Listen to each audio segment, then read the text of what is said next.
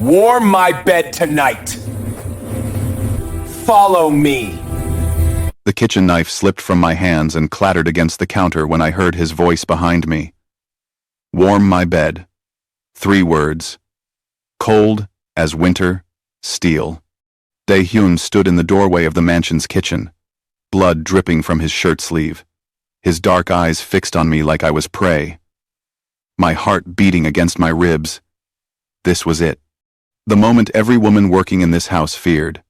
The moment when the monster finally showed his true face. I am Maya.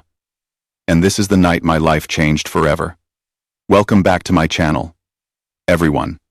Before we dive deeper into this emotional roller coaster, please hit that subscribe button and smash the like icon. This story is going to take you through pain, vulnerability, and a love so unexpected it will leave you breathless. It is a tale about seeing beyond the surface and finding humanity in the most unlikely places. If you are new here, subscribe right now, drop a like, and comment below telling me where you are watching from. Trust me, you do not want to miss what happens next. Now, let us continue. I stood there frozen, my brown skin glistening with sweat from hours over the hot stove. Dae-hyun was the most feared Korean mafia boss on the West Coast. Men tremble mide when he entered a room. Businesses crumbled at his word. And now, he wanted me in his bed. Move, he said, turning away and walking toward the grand staircase. My legs felt like concrete, but I forced them to work. I followed him up the stairs, each step feeling like a march toward my doom. The other staff had warned me. Stay invisible. Do your job. Never look him in the eye. I had kept my head down for 6 months, cooking elaborate meals, staying silent, trying to forget the life I ran from in Atlanta. The hallway stretched forever. His bedroom door stood open, dim light spilling out. I stepped inside, and my breath caught.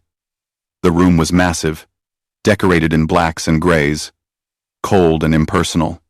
Dae-hyun sat on the edge of his king-sized bed, peeling off his blood-soaked shirt. I saw the scars. So many scars across his chest and abdomen, like a roadmap of violence. He looked up at me, and for a split second, I saw something unexpected in his eyes. Exhaustion. Deep, soul-crushing exhaustion. Close the door, he said. I did, my hands shaking. Come here. I walked toward him slowly, preparing myself for whatever came next. I had survived worse. I could survive this. But then, Dae-hyun did something that shattered every assumption I had made. He lay back on the bed, fully clothed except for his shirt, and closed his eyes. I just need warmth, he said quietly. Nothing more. Lie beside me. I stood there, confused. What kind of game was this? I am not going to hurt you, Maya, he said, eyes still closed. I cannot. Cannot? The word hung in the air, heavy with meaning I did not understand yet. What do you mean? I whispered. His jaw tightened. He was silent for so long I thought he would not answer. Then he spoke, his voice barely audible. 3 years ago, I was shot during a territory war. The bullet damaged my spinal cord. I am impotent. I cannot perform as a man. So when I say warm my bed, I mean exactly that. I am cold, I am tired, and I need another human being close to me. That is all. The confession hit me like a physical blow. This powerful, terrifying man was broken in a way no one knew, vulnerable in a way that could get him killed if his enemies discovered it. Why me? I asked. Because you do not look at me with fear or worship, he said, opening his eyes to meet mine. You look at me like I am just a man. And right now, that is what I need. I should have run. I should have refused. But something in his voice, in his eyes, made me stay. I climbed onto the bed and lay beside him, keeping space between us. His body was warm, despite his claims of being cold. We lay there in silence, the distant sound of the city below the only noise. Then he started shivering. Not from cold, I realized, but from something deeper. Shock, maybe, from whatever violence he had walked away from tonight. Instinctively, I moved closer and wrapped my arm around him. He stiffened at first, then relaxed. His breathing slowed. Within minutes, he fell asleep. I stared at the ceiling, wondering what I had gotten myself into. The next morning, I woke up alone. A note on the pillow beside me read, "Do not speak of this. Ever." I went about my duties in the kitchen, preparing breakfast for the household staff and Dae-hyun's men. They watched me differently now. Whispers following me everywhere. The boss had taken me to his room. What did that mean for the power dynamics in this house? Hwan, Dae-hyun's second in command, cornered me in the pantry. He was handsome in a dangerous way. All sharp angles and calculated smiles. "You have caught his attention," he said. "Be careful, Maya. Men like us do not keep things we care about. We destroy them." "I am just his cook," I replied, avoiding his eyes. Hwan laughed. "Sure. Keep telling yourself that." That night, Dae-hyun appeared in the kitchen again. Same command. Same walk upstairs. Same bed. But this time, we talked. "Tell me about yourself," he said in the darkness. "Why do you care?" I asked. "Because I spend my days surrounded by people who only tell me what I want to hear. I think you will tell me the truth." So, I told him. About growing up in Atlanta. About my passion for cooking. About the man I thought I loved, who put me in the hospital twice before I finally ran. About starting over in Los Angeles with nothing but my skills and determination. He listened without interrupting. When I finished, he was quiet for a long time. "The man who hurt you," Dae-hyun finally said. "Give me his name."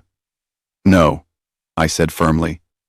I did not run from one dangerous man to watch another one commit murder on my behalf. He turned his head to look at me. "Would it be murder? Or would it be justice? It would be you trying to fix something that is already broken," I said. "Some things cannot be fixed with violence."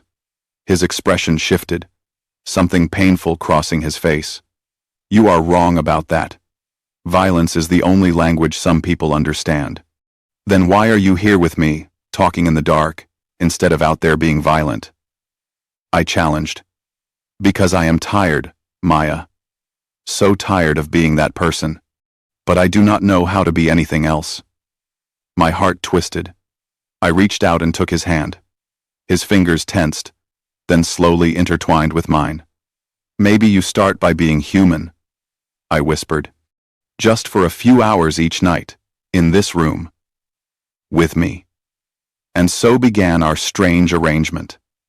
Every night, Dae-hyun would come to the kitchen and give his command. Every night, I would follow him upstairs.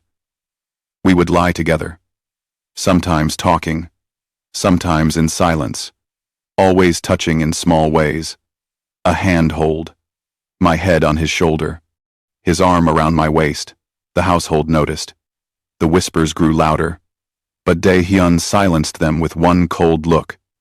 3 weeks into our arrangement, everything shifted. I was chopping vegetables when Dae-hyun entered the kitchen in the middle of the day, something he never did. His face was tight with anger. "A guest is coming tonight," he said. "You will serve dinner in the formal dining room. Do not speak unless spoken to. Do not look at him. Do you understand?" "Yes," I said, startled by his intensity. That night, I prepared a traditional Korean meal and served it in the lavish dining room. Dae-hyun sat at the head of the table, and across from him sat a man who radiated cruelty. Kim Jae-sung. I learned from their conversation. A rival boss from San Francisco. As I poured wine, Jae-sung looked me up and down with disgust. "So this is what you have been keeping warm at night," he said with a mocking laugh. Tell me, Dae-hyun, can you even appreciate what she has to offer? Or is she just another decoration for your empty bed? The room went deadly silent. Careful, Dae-hyun said, his voice like ice. Or what? Everyone knows about your little problem. The mighty Dae-hyun, brought low by a single bullet. You are weak now. Your empire is crumbling because you cannot even father an heir. Men do not follow weaklings. Dae-hyun stood slowly, and I saw murder in his eyes. Get out, he said quietly. Before I forget, we have a truce. Jae-sung left laughing, but I saw the fear in his eyes as he went. After the guards escorted him out, Dae-hyun turned to me. His face was a mask of rage and humiliation. I opened my mouth to speak, but he held up a hand. Do not, he said. Just do not. He left the dining room, and I did not see him for 2 days. On the third night, he appeared in the kitchen, but he looked different. Hollow. Defeated. I do not need you tonight, he said, not meeting my eyes. Something in me broke. I walked up to him and grabbed his face, forcing him to look at me. Yes, you do, I said. You need someone to remind you that you are more than what that man said. You are more than your worst injury. Now stop being a coward and let someone care about you. His eyes widened. No one had ever spoken to him like that. For a moment, I thought he would explode. Instead, his face crumpled, and I saw the boy beneath the monster, the human beneath the legend. He kissed me, desperate, hungry, full of need that had nothing to do with sex. It was about connection, about being seen, about being wanted despite everything. When we broke apart, we were both shaking. I cannot give you what other men can, he whispered against my forehead. I do not want other men, I whispered back. I want you. All of you. Exactly as you are. We went upstairs, and that night, something changed between us. It was intimate in ways that had nothing to do with physical bodies. He let me see his scars, all of them, inside and out. I let him see mine.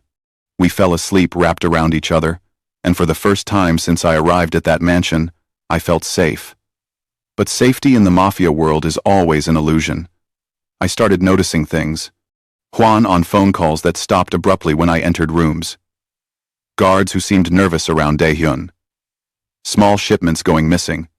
Money not adding up in the books I accidentally saw when cleaning Dae-hyun's office. Something was wrong. One night, I could not sleep. I left Dae-hyun sleeping peacefully and wandered the mansion. I heard Hwan's voice coming from a study, angry and intense. I pressed myself against the wall and listened. He is weak now, Hwan hissed into his phone. The Maya situation has made him vulnerable. Jae-sung is ready to move. When he does, we step aside and let it happen. Then I take over what is left. Yes, I am sure. Dae-hyun is not the man he used to be. He cares about her, and that makes him easy to destroy. My blood ran cold. Betrayal. From his closest friend, his brother in all but blood. I ran back to the bedroom, my mind racing. If I told Dae-hyun, men would die. If I stayed silent, Dae-hyun would die. There was no good choice. When Dae-hyun woke the next morning, he saw my face and knew immediately something was wrong. Tell me, he commanded. So I did. I told him everything I heard. I watched his face go from disbelief to rage to something that looked like grief. Hwan, he said quietly. My brother. The man I trusted with everything. He got out of bed and dressed quickly, his movements sharp and violent. Stay here, he ordered. Do not leave this room. Do you understand me, Maya? No matter what you hear, you stay here. Dae-hyun, I started, but he was already gone. The sounds that came from downstairs over the next hour will haunt me forever. Shouting. Gunshots. Screaming. Then, silence. Dae-hyun returned covered in blood, none of it his. His eyes were empty. Hwan is dead, he said flatly. Half my men were with him. The other half are hunting down the traitors now. Jae-sung will come for me within days. This is not going to end well. Maya. Then we leave, I said. Desperately, we run, start over somewhere else. He laughed bitterly. I cannot run. I am the head of this family. If I run, I am dead anyway. My only choice is to stand and fight. Then I will fight with you, I said. No, he said firmly. You will leave tomorrow. I have arranged for money and a new identity. You will go somewhere safe and forget you ever knew me. Absolutely not, I said, standing to face him. You do not get to push me away now. We are in this together. You do not understand what is coming, he said, his voice breaking. They will torture you to get to me. They will use you as a weapon against me. I cannot let that happen. Too bad, I said. I am staying. He grabbed my shoulders. Desperation in his eyes. Why? Why would you stay for a broken man who can give you nothing but danger? Because I love you, I said simply. Because you are not broken, you are surviving. Because when you hold me at night, I finally feel whole again. Because we deserve a chance at something real, even if the world burns down around us. He kissed me then, and it tasted like goodbye. 2 days later, they came. I was in the kitchen when the windows exploded inward. Men poured into the mansion. Guns blazing. Dae-hyun's guards fought back, but they were outnumbered. I heard Dae-hyun shouting orders from somewhere above. I grabbed a knife, the only weapon I had, and ran toward the sound of his voice. I found him on the second-floor landing, surrounded. 3 of Jae-sung's men had him pinned down behind an overturned table. He was shooting back, but he was running out of ammunition. I did not think. I just acted. I came up behind one of the gunmen and drove my kitchen knife into his shoulder. He screamed and spun around, his gun pointing at my chest. Time slowed down. I saw his finger tighten on the trigger. Then Dae-hyun was there, shoving me aside. The bullet meant for my heart hit him in the side instead. He went down hard. No, I screamed. The chaos of the fight faded into background noise. All I could see was Dae-hyun bleeding on the floor. His remaining guards swarmed the attackers, finishing them off. Someone dragged me away from Dae-hyun's body as medics arrived. The next 72 hours were a blur. Private hospital, surgery, waiting, praying to any god who would listen. Dae-hyun's remaining loyal men guarded us, while out in the city, a war raged for control of his territory. When Dae-hyun finally opened his eyes, I was sitting beside his bed, holding his hand. You are an idiot, were his first words. I laughed through my tears. You are the idiot who took a bullet for me. Because losing you would kill me more than any bullet could, he said, squeezing my hand weakly. Jae-sung? I asked. Dead, Dae-hyun said. My men found him trying to flee the city. This war is over. But Maya, I am done. I am done being this person. I am done building an empire on blood. I am done sacrificing everything for power that means nothing when I almost lost you. What are you saying? I asked. I am saying, I want out. I want to dismantle this organization, go legitimate, and build a life that does not end in violence. But I cannot do it alone. I need someone who sees me as more than the monster I have been. Someone who believes I can be better. I need you. I leaned forward and kissed his forehead. Then, let us build something beautiful from these ashes.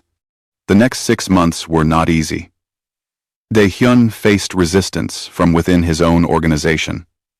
Some men left. Some had to be forced out. Money was complicated. Businesses had to be restructured, and dangerous enemies had to be pacified or eliminated. But through it all, we stood together.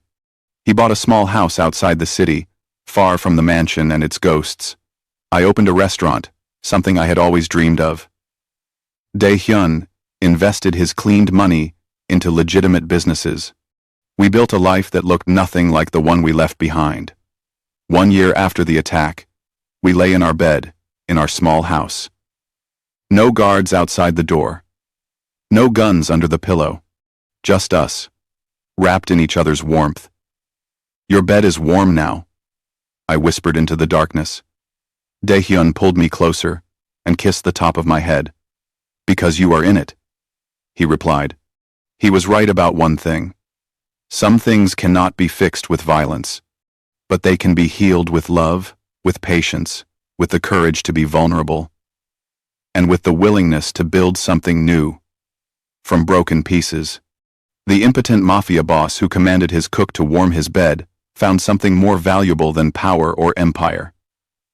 He found redemption in the arms of a woman who saw past his scars to the man underneath. And I, running from violence, found safety with the most dangerous man I had ever met. Because sometimes, the monsters are just broken men, looking for a reason to be human again. And sometimes love is the only weapon strong enough to defeat the darkness. This is my story. This is how 3 words changed everything. Warm my bed. And I did. Forever. If this story touched your heart, please hit that like button and subscribe to my channel for more emotional stories. Drop a comment below telling me what you think and where you are watching from. Thank you for being here, and I will see you in the next story.